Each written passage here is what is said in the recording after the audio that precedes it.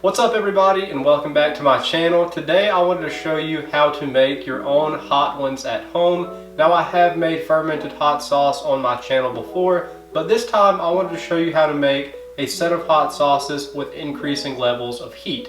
So before we dive into this, I wanted to discuss what fermentation is and kind of what's going on.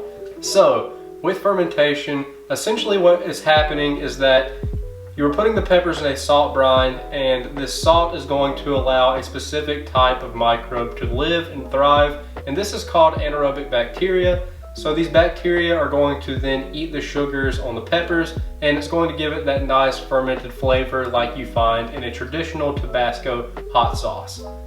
That is definitely the cliff notes of this. If you want to look into it further, by all means look up a science video. But we are here to discuss how to actually make these hot sauces. So with that being said, let's dive into this recipe and make some hot ones at home. Alright, to get started with our hot sauces, I'm going to be making my first hot sauce with these Fresno peppers, which are the peppers that you typically find in a Tabasco hot sauce. So this is a very traditional pepper found in your typical red hot sauce. For my milder sauce, I'm going to be using this assortment of poblanos, banana peppers, and jalapenos, and I'm hoping to get a nice green hot sauce out of this mix. For my really hot sauce, I'm going to be using habaneros, as they are the hottest pepper that I could find near me, but feel free to use ghost peppers or Carolina Reapers, and I'm also subbing in a few extra peppers in here to give it a better depth of flavor. Alright, for our peppers, I'm not going to be going by a specific weight here. I'm pretty much just going to be cutting these up into coins and placing them into 16-ounce mason jars. Now, cutting them into smaller pieces like this is going to allow you to stuff more of these into a single jar. So go ahead and chop up all of your peppers like you see me doing here, and for your bigger peppers like your poblanos, you can just cut those up into small chunks. And in this step, you are going to decide if you want to keep the seeds or not. Personally, I'm going to keep the seeds, and for this traditional hot sauce, I would recommend doing so because it's not incredibly spicy even with all of these seeds in here. It does have a little bit of a kick, but don't be too afraid of it.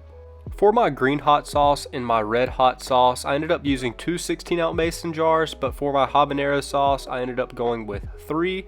And here in this step, feel free to add in a few cloves of garlic or some ginger. For my red sauce, I'm adding in 3 cloves to each jar, and then for my green sauce, I'm adding in a clove each, as well as about a 1-inch knob of ginger, as you can see right here. And I really like the taste of fermented or pickled ginger, so I'm just going to break this in half, or maybe not, just stuff it in a jar. It's all going to be blended up anyways, and we're good to go. Alright, so here is a trick to figure out how much water you need. You are simply going to add water, leaving about 1.5 or 2 inches of headspace so we can place our holders to hold these peppers down inside the solution, but just fill these up until you have about 1 or 1.5 inches free, and then that is how much water you will need. So after we pour all of this in here, we are then going to pour it all back out into the same container, and that will be the perfect amount of water. So as you can see, I have removed any excess liquid out of my container, and now I'm just adding all of this water back in, and that'll be the perfect amount. Alright, here is all of our water, and here I have a total of 8 cups of water, and you need 1.25 teaspoons of salt per cup, so that is a total of 10 teaspoons of salt. Now, when you're using salt, don't use iodized salt, just use good old-fashioned salt, kosher salt, or sea salt, and if you're feeling fancy, use some Himalayan pink salt. Now for anybody out there that is bad at math like I am, I'm going to drop that formula on the screen while you watch this nice little video of me pouring salt into this water. Now this might take a minute, but you really want to be sure that this stuff is fully dissolved. Now the reason that we're making this specific concentration of salt brine is because it's going to allow the beneficial bacteria in this to live and prevent harmful ones like mold from growing. And I found a whisk to actually work better here, so if you have one of those, go for that. Now you have the perfect salt concentration, and all you have to do is add your liquid back to your jars. So this is the reason why we don't fill our brine up too much, because we have to have a little bit of headroom to submerge our peppers, and the easiest way to do this is with a folded up Ziploc bag. Now, the reason that we're doing this is because the anaerobic bacteria, meaning that bacteria that thrive in an environment with no oxygen, will be not exposed to air, and it will allow them to grow in the optimal environment. So pretty much what's going on in this and the science behind it is that these bacteria are going to eat the sugars on and within these peppers and give it a more depth of flavor and kind of give it a nice funky taste. If you've ever had anything like kombucha or ginger beer, you know exactly what I'm talking about. And if you want to get the most funkiness out of this, you want this to sit longer. So I would say at least a week to get good flavor, and I'm going to be going close to 2 weeks. So feel free to let this go as long as you want to. I wouldn't recommend going like 3 weeks, but try it out if you want to. Let me know what you find. Now I have done this 2 days prior to this, but this is day 3 and you can see the brine's getting cloudy, but you want to burp these and you can see all of these nice bubbles coming up, and you want to do this every day for each day that you're doing your fermentation, because these will explode in your kitchen if you do not. And the reason for this is because those bacteria are eating those sugars, it's creating CO2, and that is bubbling up. Now, go ahead and burp these every day because I don't want you to get hit with some glass while you're making your coffee in the morning. And if you're making both red pepper sauces and green pepper sauces, you will notice that the red pepper ones typically have more fizz, and that's because they have more sugar than these green ones here. So when I open this, you can definitely see that the bubbles are less prominent, but they are definitely there. Alright everybody, it has been a total of 12 days since I started this fermentation process, and now it is time to make everything into hot sauce. So on the 12th day, you can definitely tell that there's a lot more cloudiness going on here, and you can also see that there's not very many bubbles because the fermentation has died down a lot. Alright, let's make these into hot sauces. You're going to need a bowl to reserve your brine, and you are going to save your brine, and you're going to need a fine mesh sieve. Alright, so you can go ahead and dump out all of your peppers and reserve that brine in the bowl. Next, you want to go ahead and add all of your peppers into your blender. I would recommend the highest power blender that you can get. I got this one on offer up for 40 bucks, so they do exist. Now we need to use our brine. Alright, I'm going to make this as simple as possible as well. So for each 16-ounce jar of peppers, you need to reserve 1/4 cup of brine. So this particular sauce is 2 16-ounce mason jars of red peppers, so I'm going to reserve a 1/2 cup of brine total. So go ahead and add in all of that reserved brine, cap it off, and then pulse this a few times, and this is going to help break the peppers down and keep them from sticking to the side. And then after you pulse this a few times, you can just let this run on full blast for about a minute or 2 minutes straight to really make sure those peppers are nice and broken down. Also, be careful when opening the lid of your blender to not inhale any pepper fumes, because that would be a bad experience. Now, I have these 5-ounce hot sauce bottles that I got off of Amazon, and I'm simply going to strain my peppers through my fine mesh sieve into the bottle.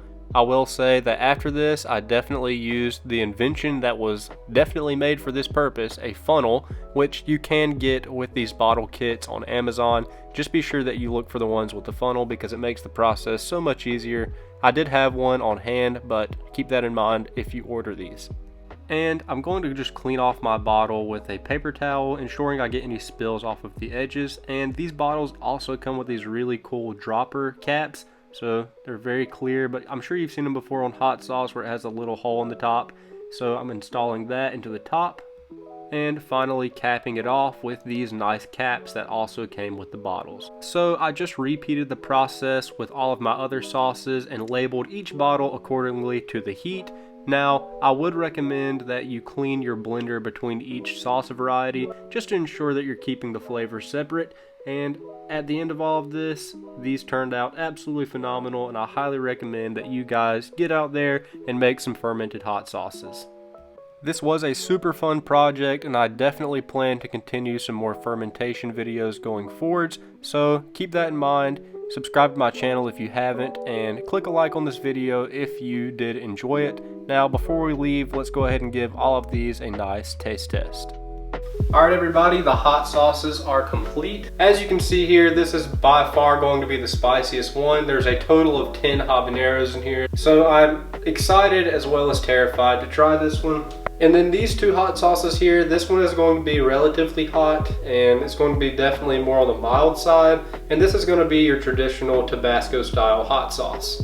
I know on Hot Ones they usually eat chicken wings and answer a bunch of questions, But here I'm just going to go through a store-bought hot sauce, and then my 3 on some tacos that I have here because I personally love hot sauce on tacos. And I'm going to tell you how this tastes and which one I would prefer. So let's start off with this store-bought hot sauce. Alright, going in for the first bite here. That's why I love Nestle Crunch. Right off the bat, exactly what you would expect from a hot sauce. Not too crazy on the heat, but just enough there to give it some good flavor. And I'm going to give that one a solid 7 out of 10. Alright, now for the green sauce. Let's get some of this up here. Make sure I get a lot up there so I can get the flavor. Alright, here goes nothing. This one has a nice bright green flavor, which I expected. The spiciness is right on par with your traditional hot sauce, so that kind of worries me for the habanero one at the end, but let's keep going with these. Alright, next on the list we have our Fresno pepper hot sauce, which is going to be very close to the first one that I made, and we'll see if it's any better. So, let's go ahead and load this thing up because I want to get a lot of that flavor up there. Okay. That one is insanely good. That one is 10 times better than the green one, and compared to the first store-bought hot sauce I made, it has a lot more flavor. So I'm actually very surprised by this because I've only made green hot sauces, so this is going to be a go-to for me going forwards. Compared to the store-bought stuff, that is extremely good. It's definitely a little bit spicier, but the flavor there is absolutely amazing. I'm not going to lie to you, that one is spicy compared to the store-bought one. I did save all of the seeds in these when I was making them.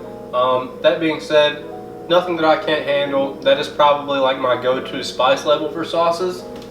But let's move on to this one. Let's give this one a quick go. I'm going to absolutely load it up to get the flavor. This is for science. You know, we'll just go extra heavy for good measure. Cheers, everybody.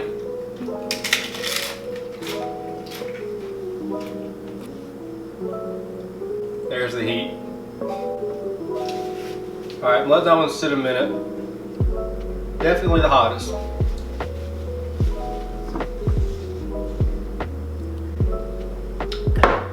That said, it is very good. So the flavor on that one, I'm going to put it on par with the one that I just had, but but it is very good. It's definitely got a more, I'm going to say this one has a more complex flavor, where the other one is more single note, but it is definitely more spicy, which, you know, every now and then I want something that's really spicy to go on chicken or tacos. So if you were going to make 2 of these out of this batch, I would make the one with the Fresno peppers, and I would make the one that I made with the habaneros. That being said, none of these are going to blow your socks off. Maybe the habanero one if you don't have a high heat tolerance, but my mouth is definitely on fire right now and I'm powering through, and I'm going to eat my final taco off of camera. So, that being said, if you enjoyed this video and you learned something new, drop a like on it, consider subscribing to my channel, and with that being said, I will see you all on the next one.